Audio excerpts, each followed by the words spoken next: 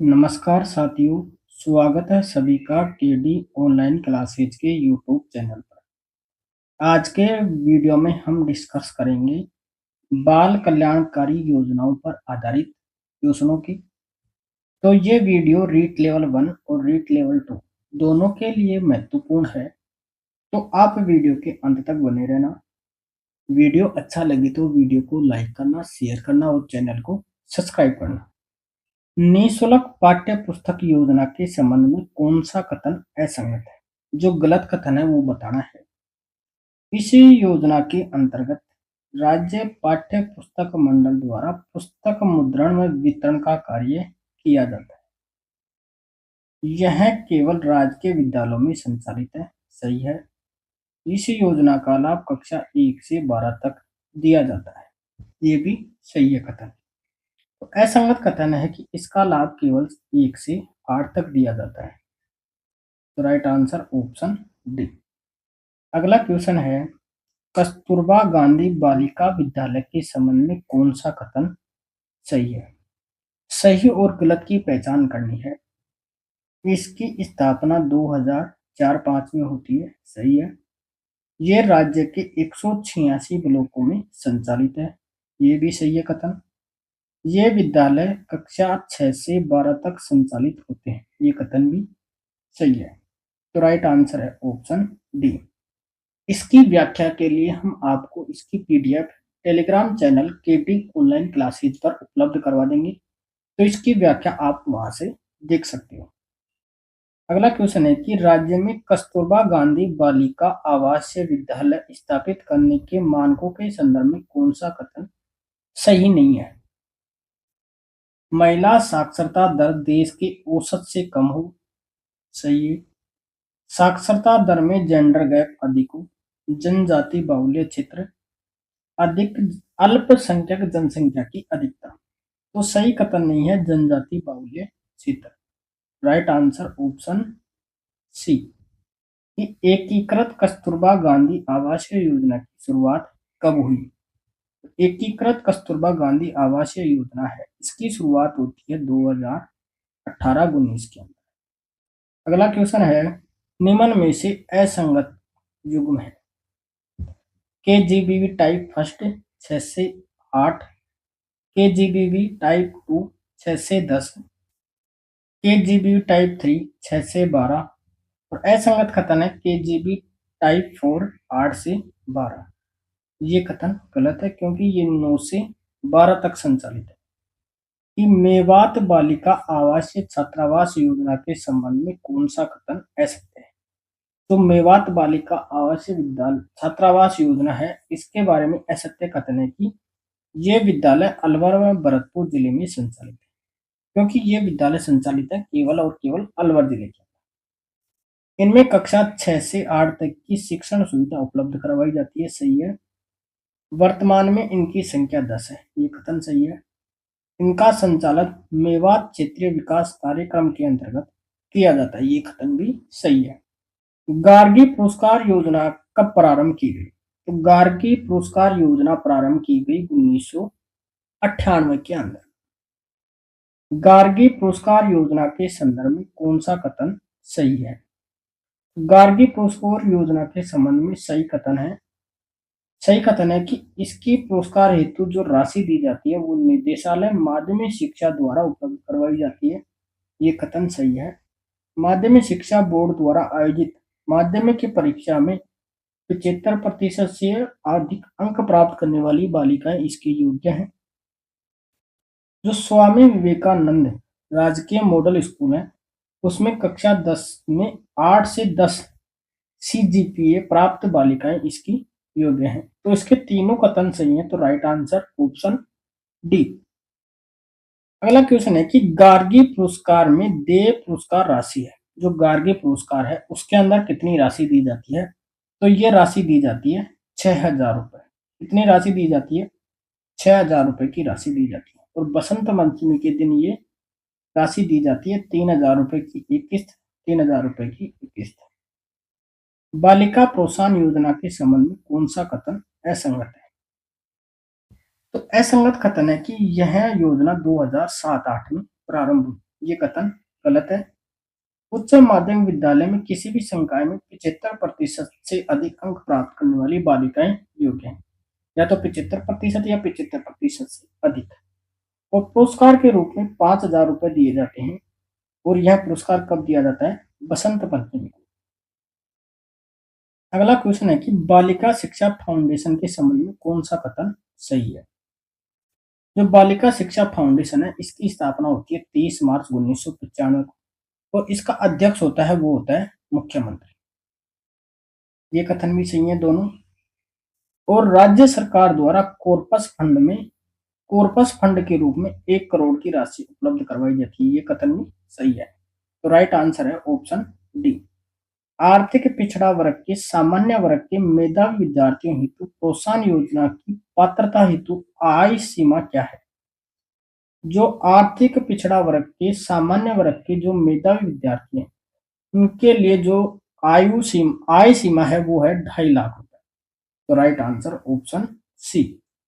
अगला क्वेश्चन है कि आर्थिक पिछड़ा वर्ग के सामान्य वर्ग के मेधावी विद्यार्थियों हेतु जो प्रोत्साहन राशि के संबंध में कौन सा कथन सही है? माध्यमिक शिक्षा बोर्ड की कक्षा 10 व 12 में प्रत्येक संकाय की मेरिट में प्रथम जो 100 स्थान प्राप्त विद्यार्थी हैं, उनको ये पुरस्कार दिया जाता है। बालक के परिवार की सकल आय 2.5 लाख रुपए से कम हो, जिसको ये राशि दी जाएगी। और ये पुरस्कार के रूप में दिए जाते हैं 15,000 रुपए एक मुश्त, यानी एक साथ 15,000 रुपए दिए जाते हैं। इंस्पायर अवार्ड मानक योजना प्रारंभ की गई। जो इंस्पायर अवार्ड योजना है, ये प्रारंभ की गई 2009 के अंदर। इंस्पायर्ड मानक अवार्ड योजना की नोडल एजेंसी, जो इंस्पायर अवार्ड दिया जाता है उसकी नोडल एजेंसी है विज्ञान व प्रौद्योगिकी विभाग, भारत सरकार। इंस्पायर मानक अवार्ड योजना में निम्न में से किस कक्षा के बालकों का चयन किया जाता है? जो इंस्पायर मानक अवार्ड दिया जाता है उसके लिए कक्षा 6 से 10 तक के बालकों का चयन किया जाता है, और उसके नवाचारों के आधार पर इसको ये पुरस्कार दिया जाता है। इंस्पायर अवार्ड मानक में देय पुरस्कार राशि, जो इंस्पायर अवार्ड है उसके अंदर रुपए दिए जाते हैं 10,000 रुपए। Right answer option C. Devnarayan गुरुकुल योजना के संदर्भ में कौन सा कथन सही नहीं है? इसका प्रारंभ वर्ष 2011-12 में किया गया। ये कथन सही है। यह योजना विशेष पिछड़े वर्ग के लिए संचालित है। ये कथन सही है। कक्षा 5 में इसमें प्रवेश दिया जाता है। ये गलत कथन है। इसका संचालन कक्षा 12 तक किया जाता है। ये कथन सही है। विशेष पिछड़ा वर्ग उत्तर मैट्रिक छात्रवृत्ति योजना के लिए पात्र छात्र के परिवार की समस्त स्रोतों से सकल आय अधिकतम कितनी होनी चाहिए? जो विशेष पिछड़ा वर्ग है उसके लिए जो उत्तर मैट्रिक छात्रवृत्ति दी जाती है, उसके लिए जो पात्र छात्र है उसके परिवार की समस्त स्रोतों से जो आय होनी चाहिए वो होनी चाहिए 2.5 लाख रुपए से कम।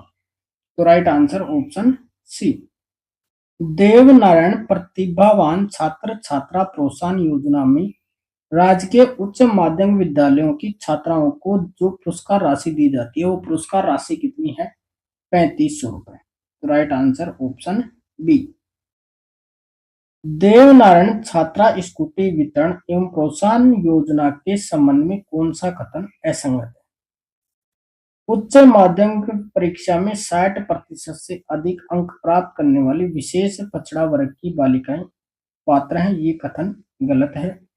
उच्च माध्यमिक परीक्षा परिणाम में वरीयता अनुसार 1500 बालिकाओं को स्कूटी वितरण किया जाता है। ये कथन सही है। स्नातक के 2 अंतिम वर्षों 10,000 वार्षिक प्रोत्साहन राशि दी जाती है। यानी यूजी के अंदर के अंतिम 2 वर्ष होते हैं उनके अंदर 10,000 रुपए वार्षिक दिए जाते हैं। और जो पीजी के अंदर 2 वर्ष होते हैं, फर्स्ट ईयर और सेकंड, उसके अंदर 50% से या अधिक अंक प्राप्त करने पर 20,000 वार्षिक प्रोत्साहन राशि दी जाती है। देवनारायण कोचिंग कैंप योजना के संबंध में कौन सा तथ्य सही है?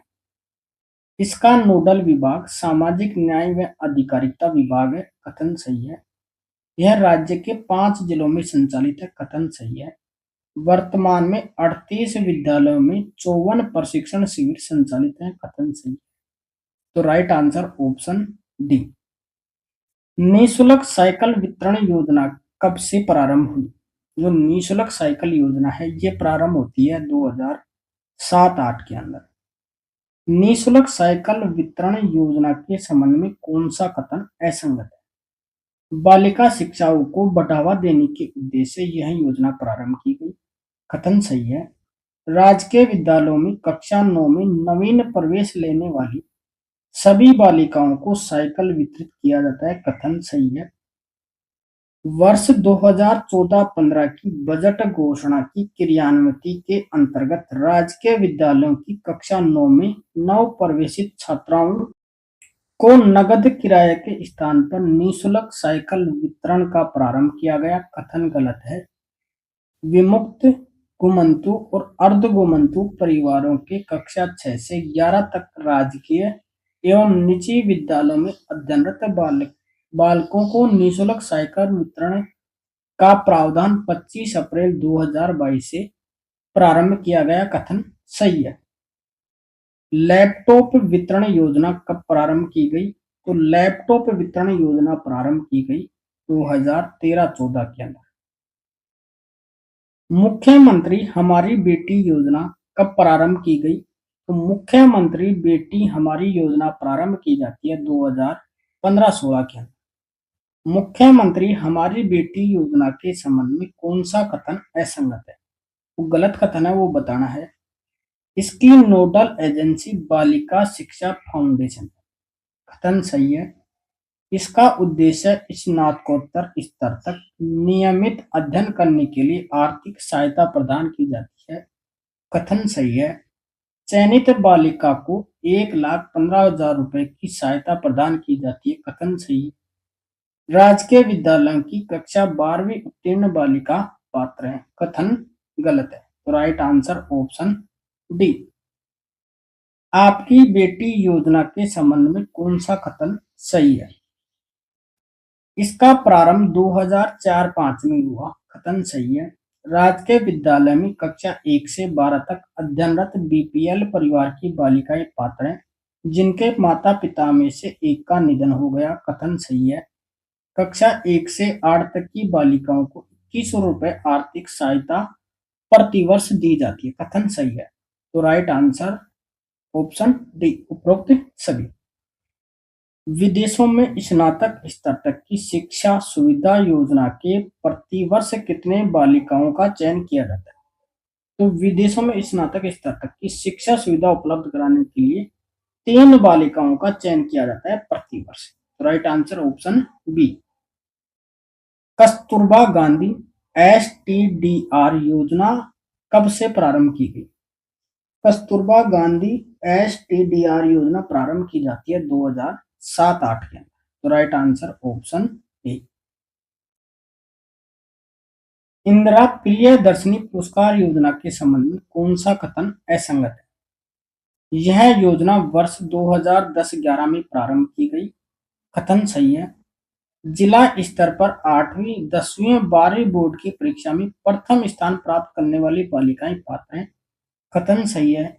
यह 6 वर्ग की बालिकाओं के लिए लागू है। कथन गलत है। कक्षा 8 में 40,000 रुपए दिए जाते हैं। कथन सही है। तो असंगत कथन है ऑप्शन सी। शारीरिक अक्षमता युक्त बालिकाओं हेतु आर्थिक सबलता पुरस्कार योजना के अंतर्गत कक्षा 9 से 12 की बालिकाओं को दे राशि है। तो ये राशि दी जाती है 5,000 रुपए प्रति वर्ष। तो राइट आंसर ऑप्शन डी।